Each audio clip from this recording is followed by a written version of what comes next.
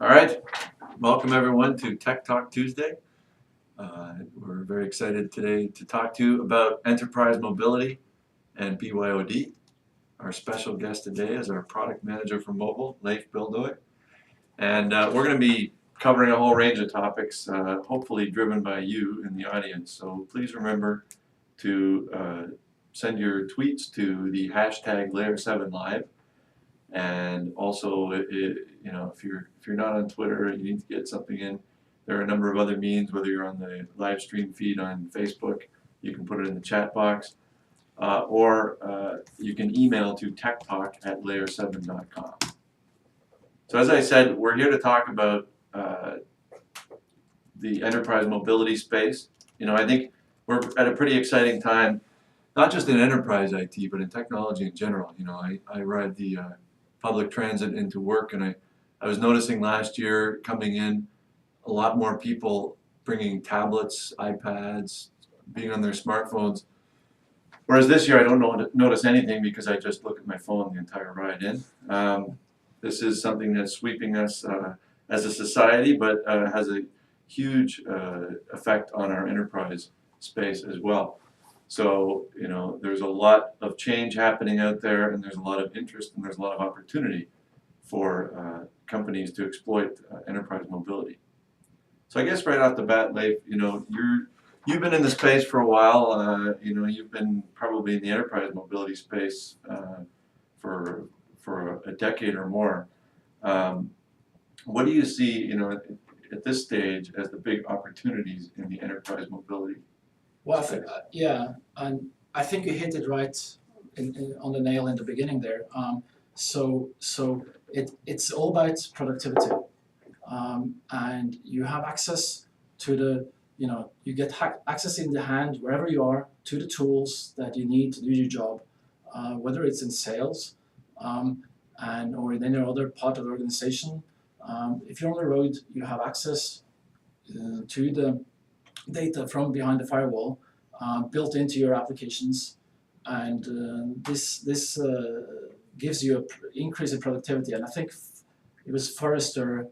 I read a report a couple of weeks ago from Forrester that said that over 70% of enterprises had seen an increase in productivity. So basically, enterprises get more done. Employees tend to be more available, like outside office hours.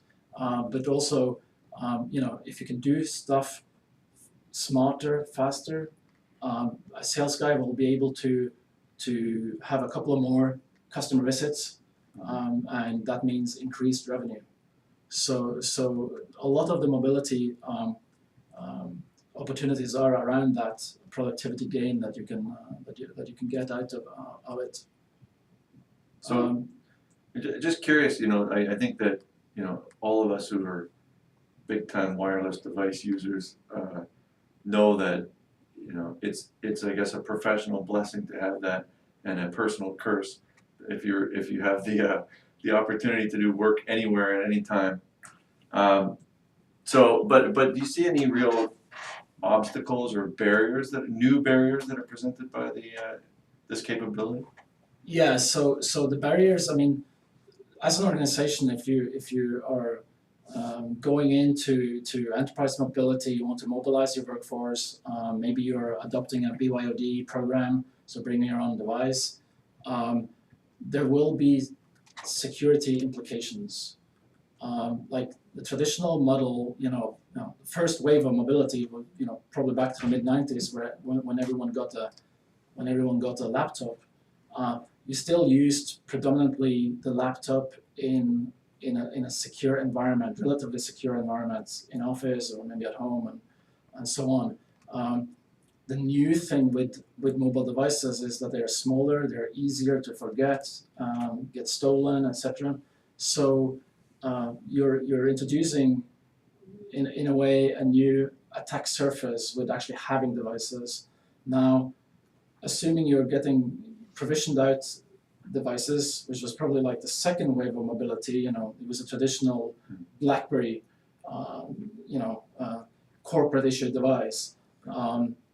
that was, you know, going into this mobility space with smaller devices that could be lost, but you know they had a pretty strong security model built into that platform. Um, you know, fast forwarding to the sort of third wave, which is BYOD. Um, as an enterprise, you don't have control over the devices in the same way, and basically, you know, you got to really think about the security and how you deploy applications, how you build applications, etc. Yeah, and I think you talked about BYOD, which is kind of this, well, it's a subset of the enterprise mobility topic, and as I was saying, you have to factor in the fact, people love their personal devices. Yeah. And I think this is maybe something that characterizes it's not just about the technology itself, but it's about our relationship to the technology. So even if you were to issue somebody a new separate mobile device for professional purposes, as we did in the second wave, people just want to use the device they have. They have, their egos and their preferences wrapped up in their own mobile devices. So I think it's a given. And I saw, last year there was a lot of debate and pushback from IT departments around, BYOD will never fly in our company. And I think it's really shifted now to say it's inevitable. You have to support BYOD. But I'm seeing a lot written recently about, the shift away from the kind of wild west of the BYOD space, and there's a lot more structure being put in place for it.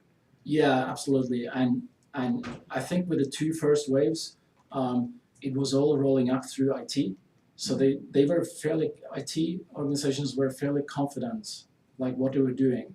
And they were provisioning devices. They had full control of what was going on to those devices. And that's the change this time around. And you're right, BYOD is here right now. It's getting more structured.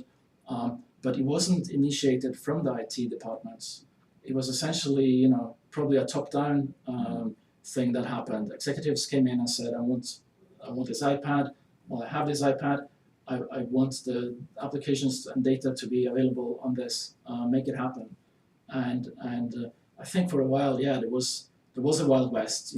Absolutely no control about who have access to what. And you see now that the mobile device management vendors have gotten like the device management side worked out, and you got the likes of AirWatch, Mobile Iron, etc., and a few others that are doing quite well.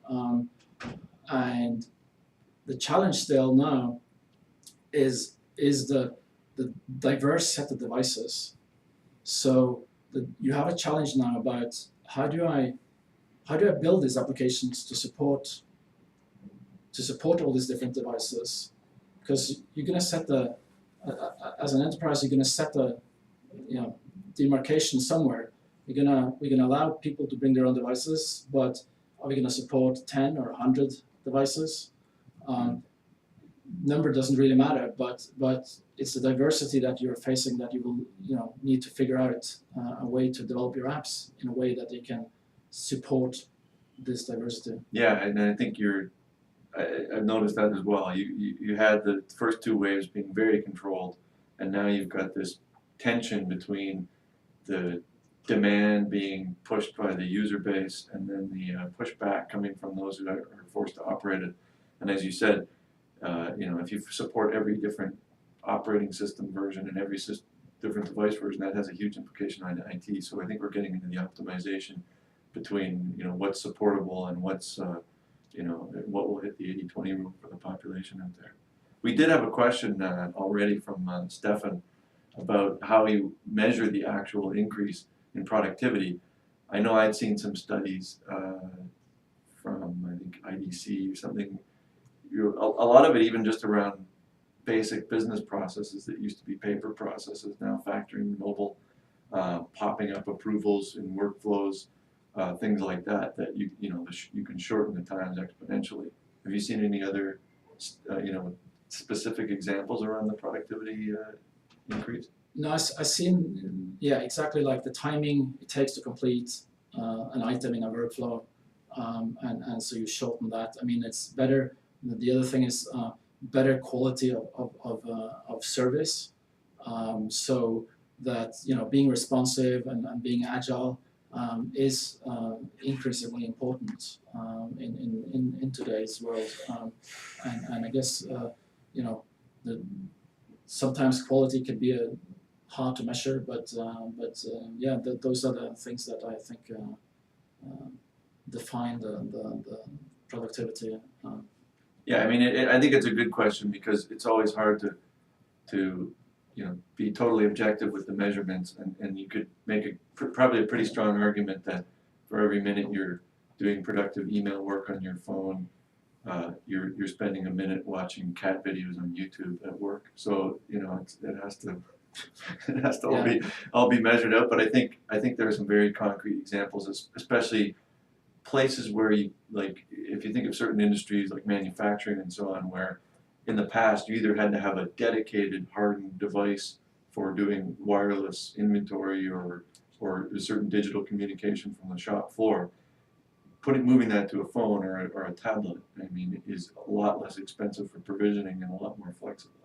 Yeah, I seen deployment back in the days when I was in research in motion. There was a customer up in Glasgow, and I think it was Cordia who builds out healthcare services and IT support to those healthcare services for the city council. And they had a study where when they introduced mobilities, in this case BlackBerries, there was a cost savings for the city council for about, I think, £400,000 worth. And what was interesting there was how they actually put devices in the hands of the workers out on the floor, out on the streets, the drivers, the home care nurses, who could get notified about the patient is due to come from hospital. They need to do the shopping for him and so on. So that was pretty impressive, deployment they had done there, and they measured this to roughly £400,000, which is you could say it's in some contexts change, but if every council could do the same thing, it's a considerable amount. Yeah, and I think the I just want to remind everyone, keep the questions coming to the Layer 7 Live hashtag and also on the chat box and to techtalk@layer7.com.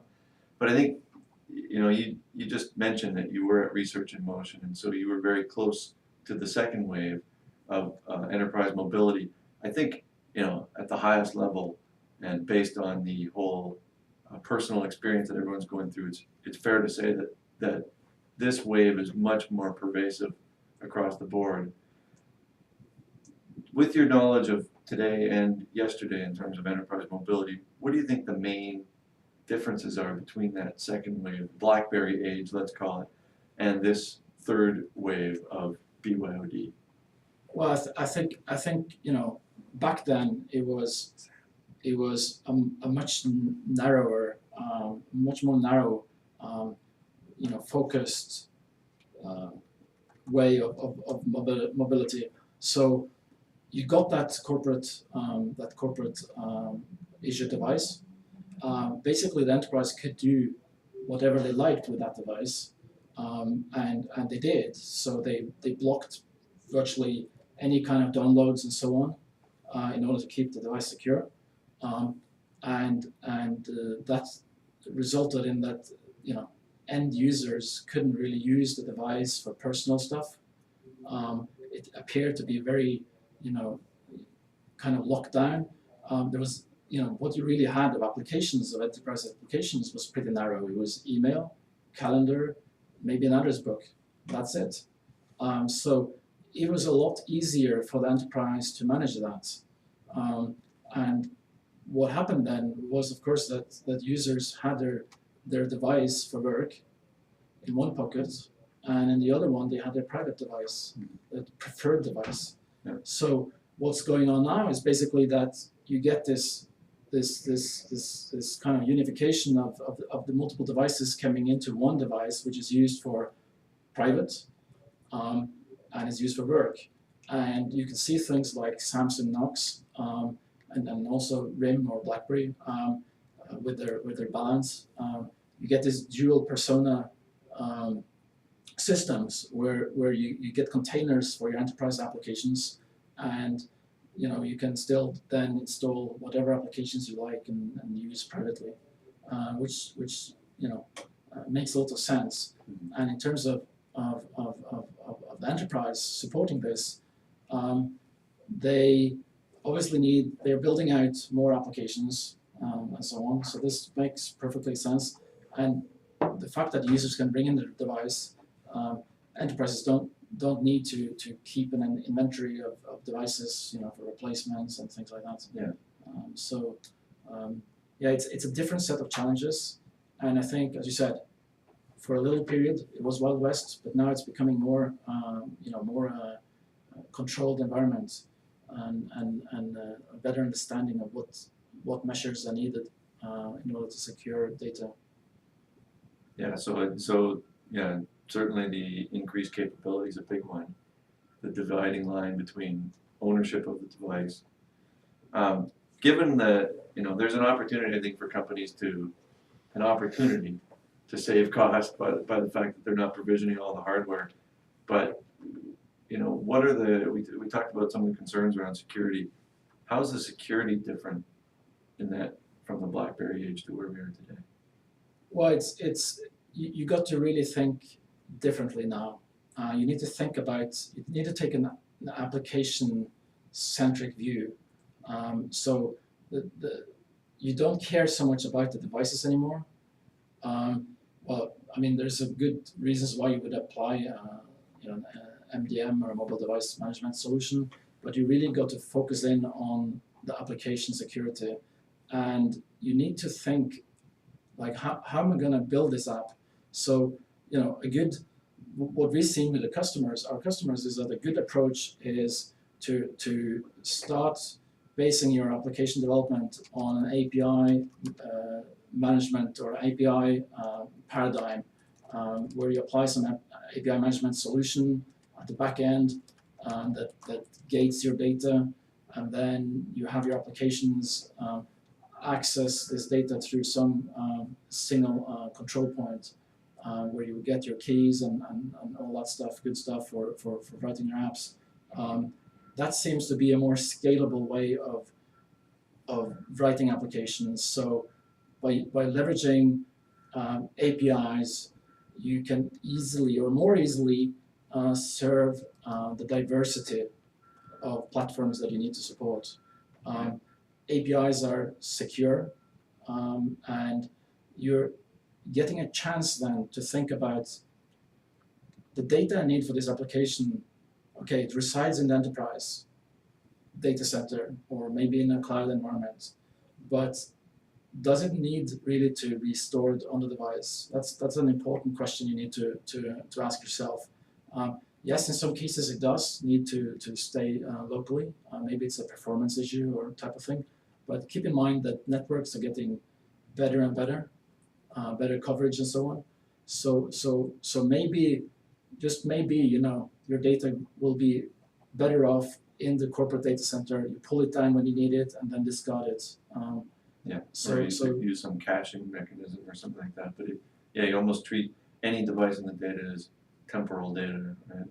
That can dissolve at any minute. Yeah, no, you should really think about that. So we see this shift, with customers building applications this way, and what you're avoiding, and honestly, if you're gonna support 20 different devices, because if you take a sample around here, that's probably what you're gonna find, right? So if you're gonna support your applications like 20 different platforms, that's a massive undertaking. Yeah. If you're building on native platforms and so on, and building it very tightly to the hardware. Yeah. So that's not a really good idea. The good idea here is use APIs and build your applications around those APIs. Yeah, and that's a way that you can protect any sensitive company data and so on, privacy. So that kind of takes the data protection perspective from access control perspective, in the BYOD paradigm, I have multiple personas. You know, I could be that guy sitting on the train passing the time, or I could be, you know, doing work. How do we handle access control? Well, so basically, what's important here is your user identity. So you need to, when you're building these applications, you need to take into account who's accessing, who's using this application and accessing this data, and there are you know, various protocols that solves these issues, like OAuth 2.0 and OpenID Connect, and you need to then, you know, through your application, you know, authenticate into the enterprise, and there will be mechanisms and policies and so on set on the enterprise gateway, if you like, that kind of controls this access based on a set of, you know, contextual variables, and that's important, that for the enterprise point of view, that you can set these fairly flexible policies so that you can detect, you know, whether there's something wrong going on you want to shut down, or, you know, it's just Matt sitting on the train and reading email or doing some other applications, you know, that clearly should be allowed. Yeah, I think from a, you know, the device manufacturer seems to be quite keen on handling this dual persona, you know, themselves these days, with the help of some MDM vendors, and that will cover the device side of these things. Yeah. So and from the device perspective, kind of separate things out, because there's value in that, and just working with the device. If you're using native apps and maybe some of them aren't connecting in. You talked earlier about the application-centric view, though, you know, and I think that we can almost learn from the experience of the web app rollout. We're starting to see more usage of HTML5 and CSS in mobile app development, and I think that in spite of the fact that you're going to get a lot of device agnostic applications written that way, I think this concept of the whole framework of delivery of apps down to the device is something that will stick. And from that perspective, if we look back on the web world, and one of the challenges that even today companies are still working on is single sign-on. Yeah. And I think that in a mobile app context, you know, there's going to be equal need for, especially since, you know, let's face it, some of the touchscreen typing mechanisms are not the best for handling, especially if you combine a touchscreen with a new password rules around, you know, include a capital letter, a lowercase letter in your firstborn child. You know, it makes it difficult to enter on those devices. You know, single sign-on is important. I mean, have you seen anything around how to solve that challenge in mobile? Yeah, so I mean, you're spot on. I mean, typing on a mobile device is still, you know, a challenge, and as you said, you know, users try to minimize typing. It's kind of natural. So you want to make it as easy as possible. So you end up with pretty stupid, let's face it, passwords, and to minimize the typing. So one of the things you really should consider building applications is single sign-on, and also for mobile devices. So that's something we're you know, quite you know, concerned about here, and where we want to help our customers build applications, you know, to provide them with a, you know, set of client-side libraries that will handle that handshake between the application and the back end. So basically implementing OAuth flows and OpenID Connect. So that's something we're going to provide, and we have heard some good feedback already around that, and you know, developers are actually considering this. But the important thing here is that you don't want to let developers focus on these type of details, security details. That's not their primarily job. They're there to build functionality, So companies like us would basically step up and provide the necessary toolkit for you so that you can, be in your zone and build those features you want to build and just have this security layer that you can easily plug into your application. Yeah, I think that we launched our mobile access gateway last year, and we've seen a lot of uptake in that set of capabilities exactly for this enterprise mobility boom. Are you saying then we could go beyond just the kind of the gateway perspective and get into some device side mechanisms to help with single sign-on and other? Yeah, I think some thin client libraries make sense to simplify this, because mobile single sign-on will enable a better user experience, a less confusing user experience, and the simpler the user experience is, the less chances for the user or the developer to do any kind of mistakes.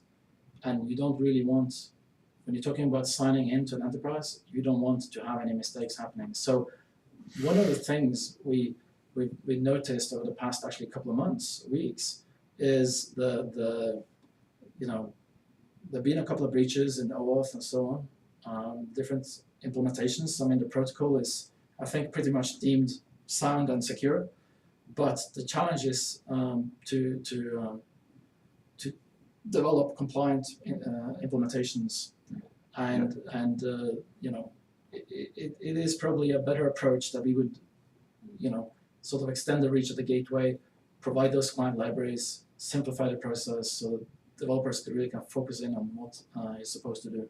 Yeah, I mean, I've had conversations with developers exactly that way.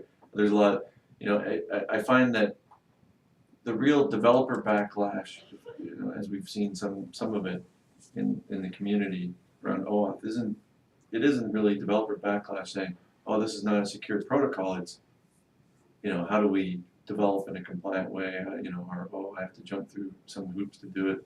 I think that when they see what we can offer around OAuth, it makes their lives a lot simpler.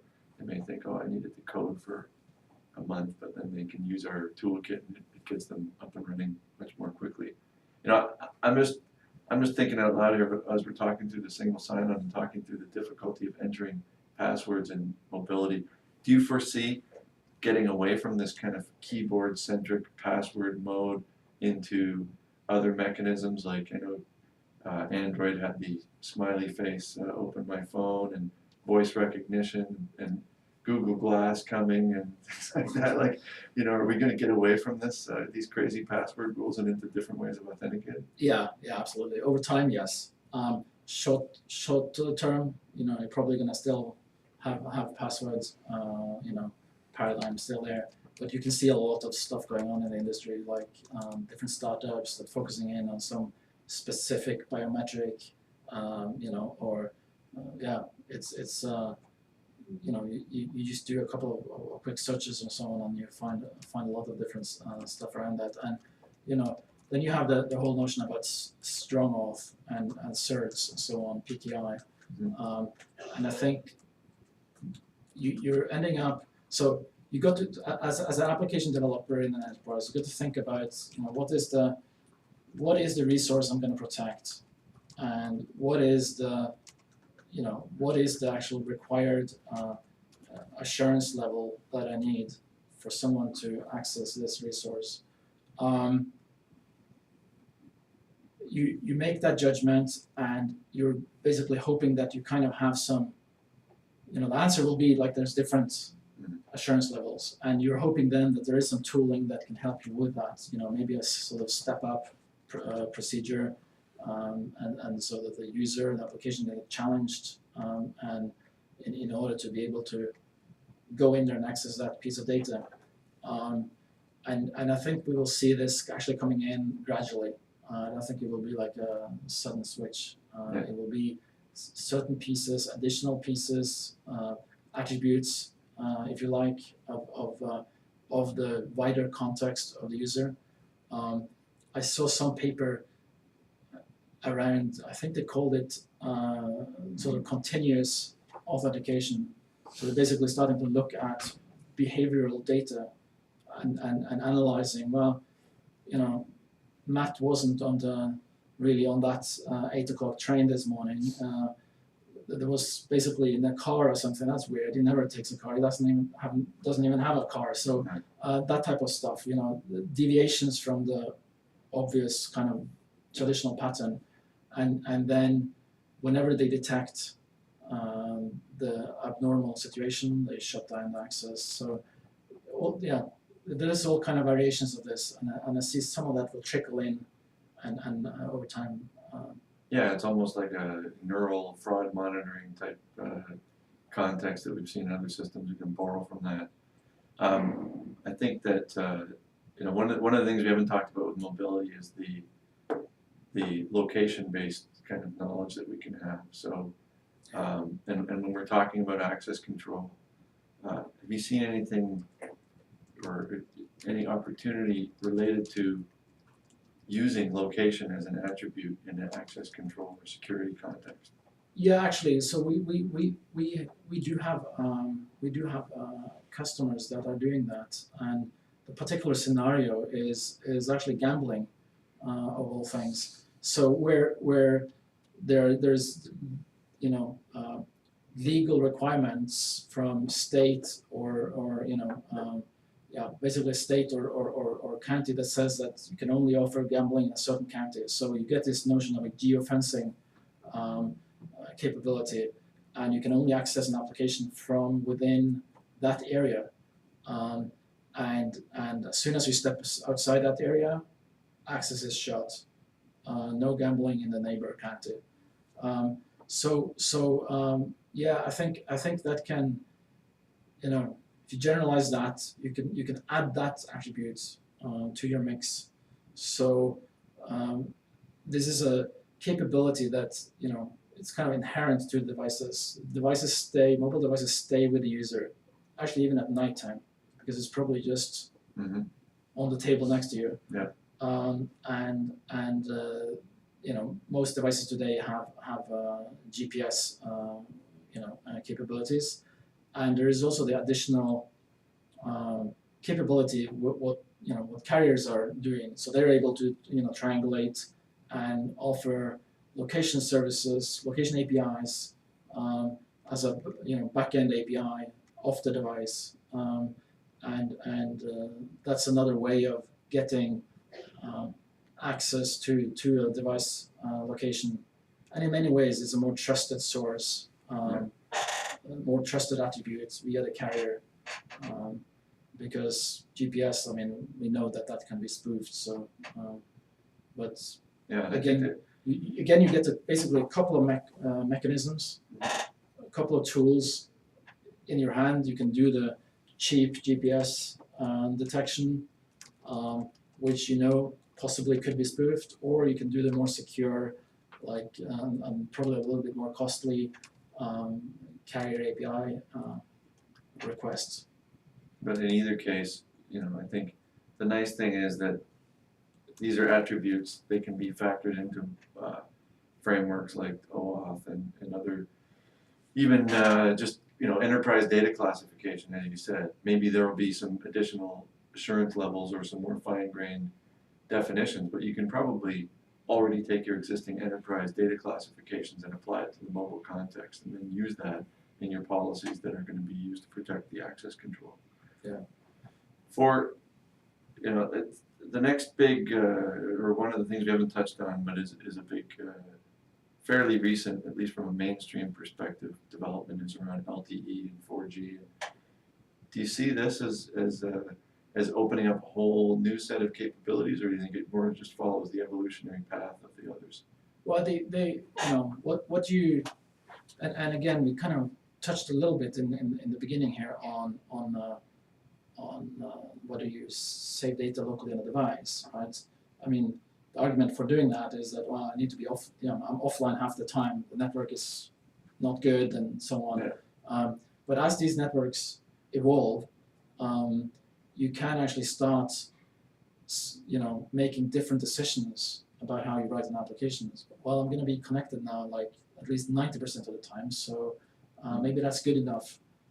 So as the networks get faster and so on, you can basically make your application more secure by not saving the data locally. But yeah, there's a lot of stuff going on improving bandwidths and reducing latency and all that in the networks, and I think enterprises will be one of the benefactors of that. You will eventually get a better user experience, and just as anyone writing an application for consumer side, and potentially you get to do more bandwidth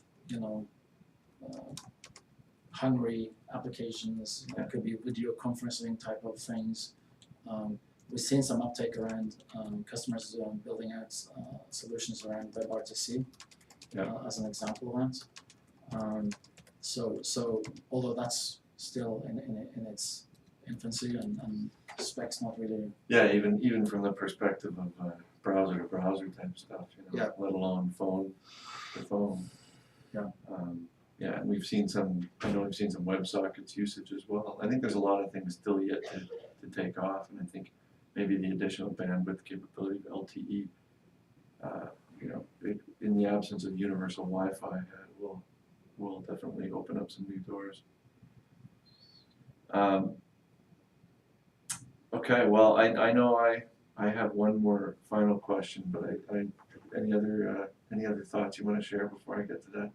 No, you go ahead. Okay, is there anything in enterprise mobility that can help me win this roll up the rim contest? Because 65 coffees, I haven't won a thing, not even a donut. Anyway, that's a Canadian reference. Anyway, no, thanks a lot, Leif, and thanks everyone for joining.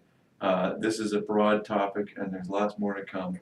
So if you didn't get a chance to send your questions in now, feel free to follow up later on, as we'll undoubtedly be talking again.